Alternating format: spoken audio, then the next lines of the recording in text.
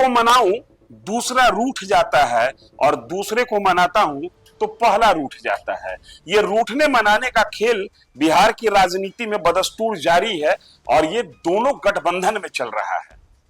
आपने कल तक का डेवलपमेंट देखा। आज 15 अक्टूबर को हम लोग आपस में बातचीत कर रहे हैं और आज सुबह तक की खबर डेवलपमेंट यही है कि दोनों गठबंधन से अपने अपने उम्मीदवारों को सिंबल पार्टियां दे रही हैं, बावजूद इसके ऑल इज वेल दोनों तरफ नहीं है। नमस्कार, आप देखना शुरू कर चुके हैं न्यूज फॉर नेशन। मैं हूं आपके साथ धीरेन्द्र कुमार। बात पते की में आज कोई एक खबर नहीं है, खबरों का गुलदस्ता है मेरे पास और ये खबरों का गुलदस्ता होना भी जरूरी है। चूंकि चुनाव है, पार्टियों का गुलदस्ता जनता की अदालत में जाने के लिए तैयार है। किस फूल को जनता तवज्जो देगी, किस फूल को सर माथे लगाया जाएगा और किस फूल को जनता रिजेक्ट कर देगी, ये तो 14 नवंबर को पता चलेगा। लेकिन आज हर फूल अपने देवता के माथे पर और पैर पर गिरने के लिए तैयार है। पहली खबर और बड़ी खबर, महागठबंधन की आज बैठक होगी। ये बैठक कितना महत्वपूर्ण है और किस दिशा में हो रही है, इसका अंदाजा आप इसी से लगा लीजिए कि आरजेडी ने अपने उम्मीदवारों को टिकट देना शुरू कर दिया, सीपीआई एमएल ने अपने उम्मीदवारों को टिकट देना शुरू कर दिया, कम्युनिस्ट पार्टी ने अपने उम्मीदवारों को टिकट देना शुरू कर दिया, कांग्रेस पार्टी ने अपने उम्मीदवारों को टिकट अभी तक नहीं दिया है, वो भी आज शुरू कर देगी। इन शुरू कर दिया और शुरू कर देगी के बीच में अभी तक कौन किस सीट पर, कितने सीटों पर लड़ेगा और किस सीट पर लड़ेगा, ये पेच फंसा हुआ है। और कहा जा रहा है कि आज महागठबंधन के नेता आपस में बैठेंगे और इस पेच को या तो निकाल फेंका जाएगा या टाइट कर दिया जाएगा। निकाल फेंका जाएगा ये बात मैं इसलिए कह रहा हूं कि कांग्रेस और वीआईपी ये दो ऐसी पार्टी है महागठबंधन में जिसने अभी तक अपने उम्मीदवारों को आधिकारिक रूप से सिंबल नहीं दिया है। इसलिए इन दोनों पार्टियों के पास विकल्प बचा हुआ है कि वो चाहे तो पेंच को कस दे या पेंच को निकाल फेंके। अब आगे बढ़ते हैं। उपेंद्र कुशवाहा शेरो शायरी कर रहे थे 2 दिन तक ट्विटर पर। आज नित्यानंद राय के साथ दिल्ली जा रहे हैं। उपेंद्र कुशवाहा को 6 सीट मिली है एनडीए अलायंस में। उपेंद्र कुशवाहा को एनडीए अलायंस में 6 सीट मिली है। उपेंद्र कुशवाहा की हैसियत 2020 के विधानसभा चुनाव के मुताबिक बिहार विधानसभा में शून्य है और उपेंद्र कुशवाहा के राजनीतिक हैसियत 2024 के लोकसभा चुनाव के मुताबिक लोकसभा में भी शून्य है। बावजूद इसके उपेंद्र कुशवाहा को 6 सीटें दी गई है। उपेंद्र कुशवाहा नाराज चल रहे हैं और उनकी नाराजगी को दूर करने के लिए नित्यानंद राय उनको लेकर दिल्ली जा रहे हैं। अमित शाह से मुलाकात होगी। मैंने कुछ दिन पहले अपनी ही खबर में आपको बताया था, अपनी ही वीडियो में, अपनी ही बुलेटिन में आपको बताया था कि उपेंद्र कुशवाहा दिल्ली के मंत्रिमंडल में शामिल होना चाहते हैं। कह रहे हैं कि पहले भी हम रहे हैं ना, अब ये अगर फिर ले लीजिएगा तो 6 सीट दिए हैं, उससे मेरा मान सम्मान बढ़ जाएगा, मेरे मतदाता, मेरे कार्यकर्ताओं का मनोबल ऊंचा हो जाएगा। संभवतः बातचीत की दिशा यही होगी, बातचीत का मुद्दा यही होगा। थोड़ा सा और आगे बढ़िए। तेजस्वी यादव आज राघोपुर विधानसभा क्षेत्र से अपने लिए नामांकन करने जा रहे हैं। इस खबर के साथ 2 खबर और जुड़ी हुई है। इनके बड़े भाई जो कि पार्टी और परिवार दोनों से निष्कासित हैं, उन्होंने भी आज अपने विधानसभा क्षेत्र से नॉमिनेशन का अनाउंसमेंट कर रखा था, लेकिन उन्होंने अपने नॉमिनेशन कार्यक्रम को आज रद्द कर दिया। ये एक खबर। दूसरी खबर, राघोपुर से जन सुराज के सर्वे सर्वा ने अनाउंस किया था कि हम यहां से चुनाव लड़ेंगे। अगर पार्टी तय करेगी तो जन सुराज के जो सबसे बड़े नेता हैं उनका ये अपना अनाउंसमेंट था कि चाहे तो वो अपने गृह क्षेत्र करगहर से या राघोपुर से चुनाव लड़ेंगे। लेकिन अभी तक की ताजा खबर यह है कि वो दोनों में से किसी विधानसभा क्षेत्र से चुनाव नहीं लड़ने जा रहे हैं। 2 बातें हो सकती है, चाहे तो उनको एक ऐसे सुपर हीरो के तौर पर प्रोजेक्ट करने की कोशिश हो रही हो जो सुपर हीरो सबको जितवा देता है और ये लड़ाई, ये मैदान उस सुपर हीरो के कद से छोटा है, इसलिए इस मैदान में वो स्वयं उतरना नहीं चाहता। दूसरा, इसका अर्थ यह भी निकाला जा सकता है कि सुपर हीरो लड़ने से डरता है, इसलिए लड़ाई की बात तो जरूर कर रहा है लेकिन खुद मैदान में उतरने से कतरा रहा है। अब आगे चलते हैं।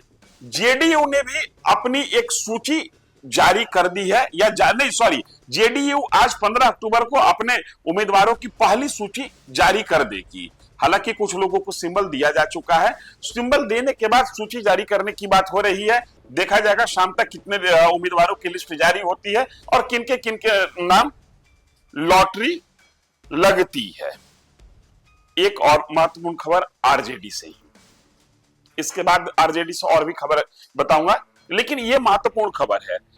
रघुनाथपुर विधानसभा क्षेत्र से शहाबुद्दीन, पूर्व सांसद जो कि अब नहीं रहे, स्वर्गीय शहाबुद्दीन के सुपुत्र ओसामा को आरजेडी ने सिंबल दे दिया है।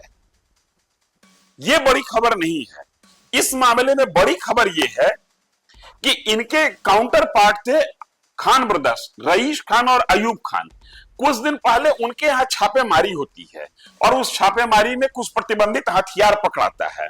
उसके बाद जेल जाने की प्रक्रिया होती है, जो कानून के हिसाब से काम हो रहा है।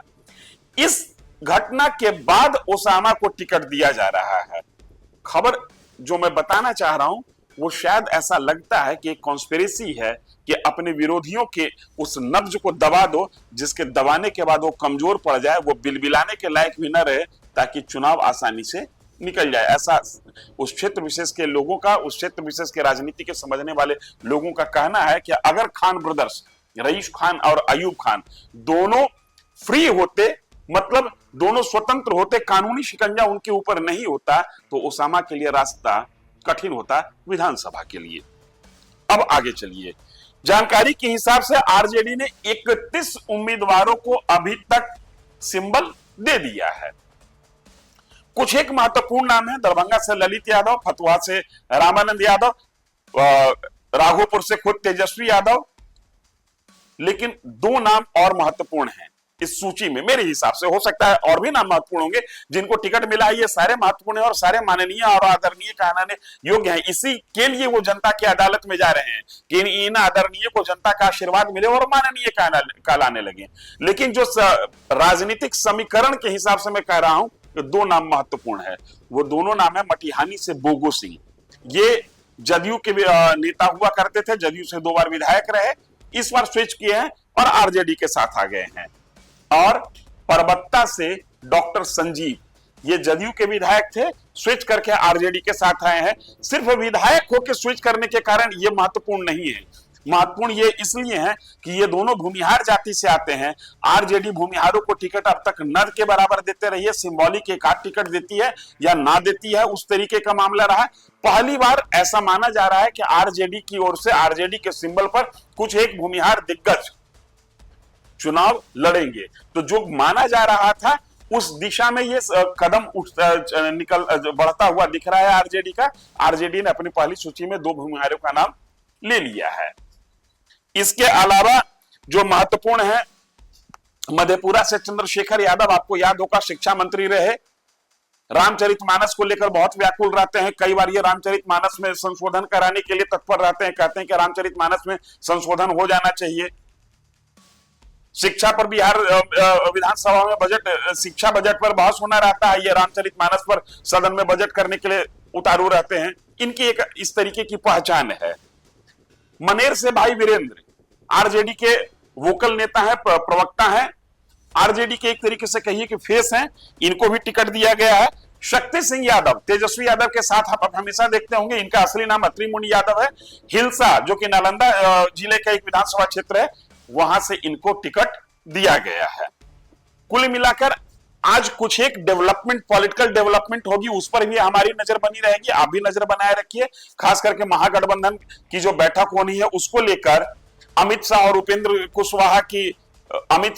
कुशवाहा और नित्यानंद राय की जो बैठक होने वाली है, उसको लेकर जेडीयू की जो पहली सूची जारी होने वाली है, उसको लेकर ये 3 ऐसी महत्वपूर्ण घटनाएं आज बिहार की राजनीति में होगी जिस पर मेरी भी नजर बनी रहेगी और आपकी भी नजर बनी रहनी चाहिए। शर्त यही है कि हम घटना पर नजर बनाए रखना चाहते हैं, आप हम पर नजर बनाए रखिए। इस वीडियो में इतना ही, धन्यवाद। सूरज की पहली किरण के साथ जाग उठा बिहार, हर मत बने नई उम्मीद, हर कदम जिम्मेदारी। न्यूज़ फॉर नेशन की अपील, 6 और 11 नवंबर को घर से निकलें, वोट करें और अपने भाग्य विधाता खुद बने।